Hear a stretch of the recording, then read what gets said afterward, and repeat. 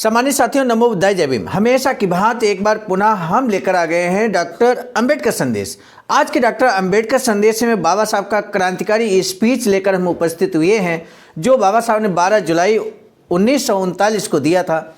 1939 में बाबा साहब क्या कुछ कहते हैं, आज के डॉक्टर अंबेडकर संदेश में हम लोग देखेंगे। साथ ही साथ ये आज बाबा साहब यहाँ पर मुंबई प्रांत को लेकर बहुत ही सजग हैं, और साथ ही साथ शिक्षा को लेकर, नशाखोरी को लेकर, इन महत्वपूर्ण जो सामाजिक मुद्दे हैं इनको लेकर बाबा साहब हमेशा चिंतित और सजग रहते हैं। आज यहाँ पर जो बाबा साहब का क्रांतिकारी स्पीच आपके समक्ष प्रस्तुत होने जा रहा है, उसमें भी बाबा साहब इन्हीं सामाजिक चिंताओं को लेकर, सामाजिक समस्याओं को लेकर बहुत ही चिंतित दिखाई देते हैं। आखिर बाबा साहब की चिंता क्या है, आज के डॉक्टर अंबेडकर संदेश में निश्चित रूप से आप देखेंगे। तो आज के डॉक्टर अंबेडकर संदेश को अब बिना विलंब के हम शुरू करेंगे Buddha Bodhisattva Ambedkar international centre BBAIC, Sarnath, Varanasi, राज्य उत्तर प्रदेश, देश भारत के सौजन्य से। आज का विषय है कर बढ़ाने से मिलने वाली आय पर किसका हक। यानी कि जो टैक्स बढ़ता है, टैक्स आम जनमानस से लिया जाता है, आम जनमानस से जो टैक्स लिया जाता है उस टैक्स पर किसका हक है, ये बात बाबा साहब कहते हैं। किसका हक है, निश्चित रूप से डॉक्टर अंबेडकर संदेश अंत तक जब आप बात करेंगे, सुनेंगे, तो आप समझ जाएंगे कि बाबा साहब निश्चित रूप से किसानों के लिए, युवाओं के हित में बहुत ही सजग हैं, चिंतित हैं। और हमेशा बाबा साहब की कोई भी कार्य योजना किसानों, युवाओं को लेकर विशेष तौर पर होती है। और यही कारण है कि बाबा साहब ने जो अपनी पार्टी बनाई, राजनीतिक पार्टी बनाई, उसका नाम रखा स्वतंत्र लेबर पार्टी। यानी कि मजदूरों के हितों की बात करने वाली पार्टी अगर कोई है भारत देश के अंदर उस समय थी, तो वो थी स्वतंत्र लेबर पार्टी। और इसके तहत बाबा साहब युवाओं, किसानों और मजदूरों की बात भी किया करते थे। आज का डॉक्टर अंबेडकर संदेश कुछ ऐसा ही है जो कि सारगर्भित है। बाबा साहब डॉक्टर अंबेडकर संपूर्ण वाङ्मय खंड 39 यदि आपके पास है तो आप भी इसमें बात कर सकते हैं, अवलोकन कर सकते हैं, पढ़ सकते हैं। पेज नंबर 241 से 242 तक। बुधवार दिनांक 12 जुलाई 1939 की शाम को मुंबई के सर कावसजी हॉल में कांग्रेस सरकार की कर बढ़ाने की नीति का विरोध करने के लिए बुलाई गई सभा में बाबा साहब डॉक्टर भीमराव अंबेडकर ने भाषण दिया। और उस भाषण में क्या कुछ कहा, आइए अब हम आपके समक्ष बाबा साहब के वो सारे शब्द रखते हैं जो बाबा साहब के द्वारा इस स्पीच में कहे गए। बाबा साहब कहते हैं कि सरकार द्वारा लगाए गए नए कर अभूतपूर्व हैं।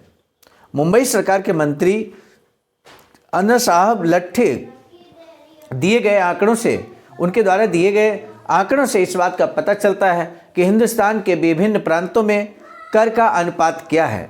यहाँ पर बिहार, बंगाल, असम, मध्य प्रांत, संयुक्त प्रांत, पंजाब, मद्रास और सिंध में 4 रुपये है, मुंबई में 6 रुपये, जो कि ऊपर के आंकड़े अगर आप ध्यान से देखेंगे तो सबसे ज़्यादा यहाँ पर 6 रुपये जो टैक्स लगाया गया वो मुंबई में लगाया गया है। और यही बात बाबा साहब यहाँ पर इस बारीकी से बाबा साहब ने पकड़ा, और इन्हीं आंकड़ों के आधार पर बाबा साहब क्या जवाब रखते हैं ये हमें देखना होगा। बाबा साहब कहते हैं इन आंकड़ों से पता चलता है कि मुंबई में कितना ज़्यादा कर लगता है। ये हुई हर प्रांत की बात, लेकिन करों में नई बढ़ोतरी केवल मुंबई शहर और उपनगरों पर ही ला दी गई है। मुंबई शहर में आज तक प्रति व्यक्ति 25 रुपये कर देना पड़ता था। नई दरों के कारण ये बोझ 45 रुपये की रकम तक बढ़ेगा। यानी कि बाबा साहब ने यहाँ पर जो आंकड़ा लगाया उस आधार पर यह कहा जा सकता है कि नया जो कर प्रणाली आई है उससे 25 रुपये से बढ़कर 45 रुपये टैक्स हो जाएगा, जो आम जनमानस को देना होगा। कर की बढ़ोतरी के मामलों में यह अभूतपूर्व बात है। 1919 से लेकर आज तक मुंबई प्रांत में शिक्षा को मुफ्त और अनिवार्य बनाने का आंदोलन जारी है।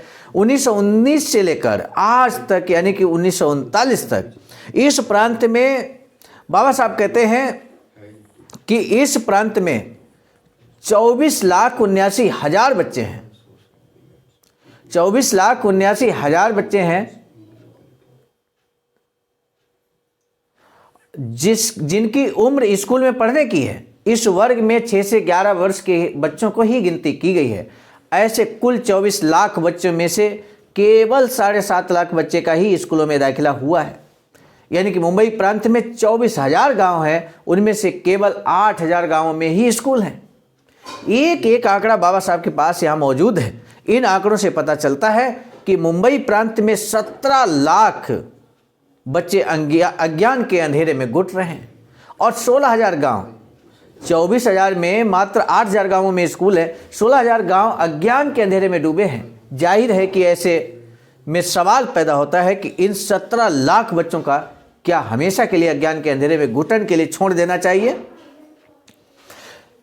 इस वीडियो के प्रारंभ में मैंने बोला था कि किस तरह से बाबा साहब शिक्षा के प्रति अलर्ट हैं और आप देखते हैं किस तरह से बच्चों की परवाह बाबा साहब करना चाहते हैं। लेकिन चूंकि सरकार इस समय प्रांत में, खासकर मुंबई प्रांत की हम बात कर रहे हैं, कांग्रेस की गवर्नमेंट है और ये बात बाबा साहब कांग्रेस गवर्नमेंट से कहते हैं कि 1919 से लेकर अब तक अनिवार्य शिक्षा और निःशुल्क शिक्षा का जो प्रावधान है उसके लिए आंदोलन चल रहा है, लेकिन आज तक ऐसा संभव नहीं हो पाया।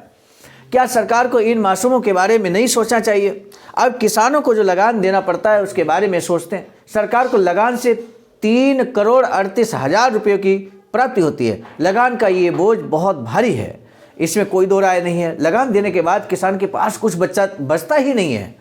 सरकार से वसूले जाने पर वाले इस भारी लगान के बारे में आज तक केवल कांग्रेस ही हल्ला मचाती आई है। किसानों की इस बुरी हालत के बारे में क्या सरकार को सोचना नहीं चाहिए? गांव में रहने वाले लोगों को समय पर दवा नहीं मिल पाती और पर्याप्त पेयजल तक नहीं मिलता। इस पर भी सरकार को आवश्यक सोचना होगा। हम मुंबई शहर के बारे में सोचते हैं। इस शहर की जनसंख्या 13 लाख है, जिसमें से 6 लाख कामगार हैं। कामगारों में बेकारी का अनुपात बहुत अधिक है। रात पाली बंद होने के कारण बेकारों की संख्या दिनों दिन बढ़ती जा रही है। ऐसे लोगों को काम देना या जीवन जीने के लिए जरूरी है सामग्री मुहैया कराना सरकार का परम कर्तव्य है। हर उन्नत राष्ट्र में इस मसले पर यही सोचा जाता है कि बेकार लोगों को सरकारी मदद पाने का हक पहुंचता है।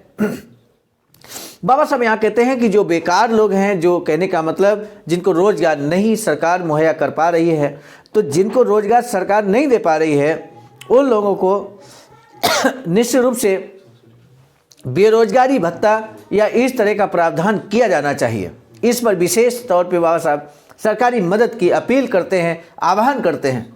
हमारे सामने बेहद आसान सवाल है। बाबा साहब कहते हैं हमारे सामने बेहद आसान सवाल है। वह सवाल ये है कि कर बढ़ाकर 1,69,00,000 रुपए जोड़ने वाली जो सरकार है उस पर किसका अधिकार है? सरकार ने जो 1,69,00,000 रुपए जोड़ा है नया कर बढ़ाकर, उस पर किसका हक है, किसका अधिकार है?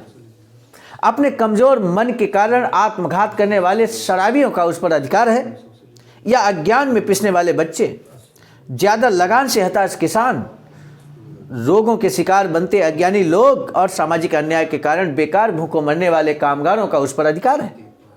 इस सवाल के लिए मेरा जवाब यही है कि शराबी अपनी करनी से दुख भोगता है।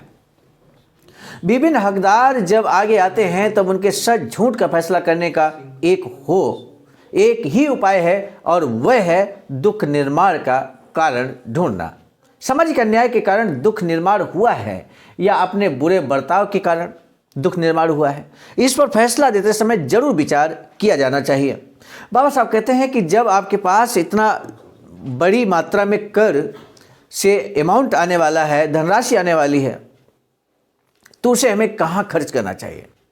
सामाजिक अन्याय, सामाजिक शोषण की वजह से जो दरिद्रता आई है, समाज में गरीबी आई है, उस पर हमें खर्च करना चाहिए या व्यक्तिगत किसी व्यक्ति के बुरे बर्ताव के कारण दुख निर्माण हुआ है? तो ऐसे में बाबा साहब यहाँ बहुत स्पष्ट ढंग से कहते हैं कि हमें सामाजिक अन्याय कारण की वजह से जो दुख निर्माण हुआ है उस पर ध्यान देना चाहिए। इसलिए मुझे लगता है कि सामाजिक अन्याय के कारण दुखी लोगों को नज़रअंदाज कर अपने पैरों पर कुल्हाड़ी मारने वाले लोगों की मदद के लिए तत्पर रहना सरकार की बहुत बड़ी गलती होगी। अब शराब पर पाबंदी लगाने वाले कानून पर हम सोचें, विचार करें। शराब आयात करना, निर्यात करना, शराब की यातायात करना और उसे अपने पास रखना कानूनन अपराध है, लेकिन शराब पीकर मदहोश होने वालों का क्या? बाबा साहब का कहना है कि शराब को लाना ले जाना ये तो कानून अपराध घोषित किया गया, लेकिन जो व्यक्ति शराब पीकर मदहोश होता है उसके लिए क्या? उसके लिए कोई कानून नहीं है, उसको स्वतंत्र कर दिया गया कि आप पी सकते हैं। शराब पीने को ही कानून अपराध करार देना चाहिए। बाबा साहब का यहाँ पर बहुत बड़ा स्टेटमेंट ये निकल कर आया है कि शराब पीने को ही कानून अपराध करार देना चाहिए। जब पीने वाला ही, जब व्यक्ति शराब नहीं पिएगा तो बताओ शराब पर प्रतिबंध ऑटोमेटिक लग जाएगा।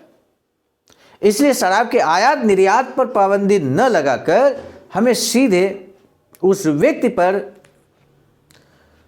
जो व्यक्ति शराब पीता है उसी को प्रतिबंधित कर देना चाहिए, ये बाबा साहब कहते हैं।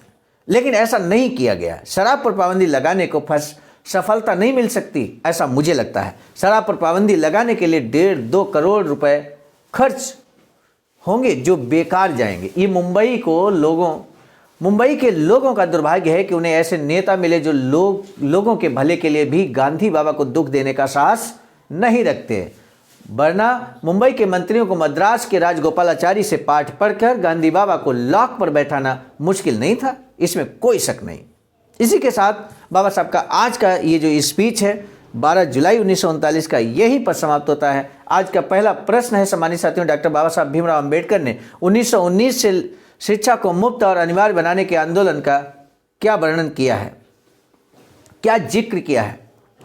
शराब बनाने और पीने को ही कानून को अपराध करार देना चाहिए? आप अपना विचार दें। यानी कि जो शराब पीने वाले पर प्रतिबंध होना चाहिए या शराब बिक्री पर प्रतिबंध होना चाहिए?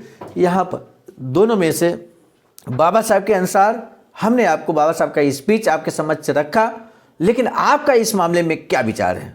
अपना विचार जरूर दीजिएगा। हमें आपकी प्रतिक्रिया का बेसब्री से इंतजार रहेगा।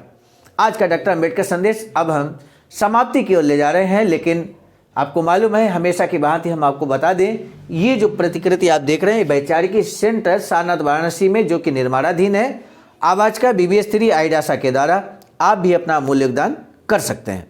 आज का डॉक्टर अंबेडकर संदेश हम लेकर आए थे मिशन नायक बुद्ध मित्र मुसाफिर सर, राष्ट्रीय महासचिव आवाज का नई दिल्ली की प्रेरणा में, और साथ ही साथ संकलन कर्ता गुरु में परम आदरणीय विजय कुमार बौद्ध जी, प्रांतीय कोषाध्यक्ष आवाज का बिहार। प्रस्तुत कर्ता गुरु में मैं स्वयं सर्वजीत आर्य, राष्ट्रीय कोषाध्यक्ष आवाज का नई दिल्ली। पुनः मिलेंगे नए डॉक्टर अंबेडकर संदेश में, तब तक दीजिए इजाजत। आप सभी को सादर नमो बुद्धाय, जय भीम।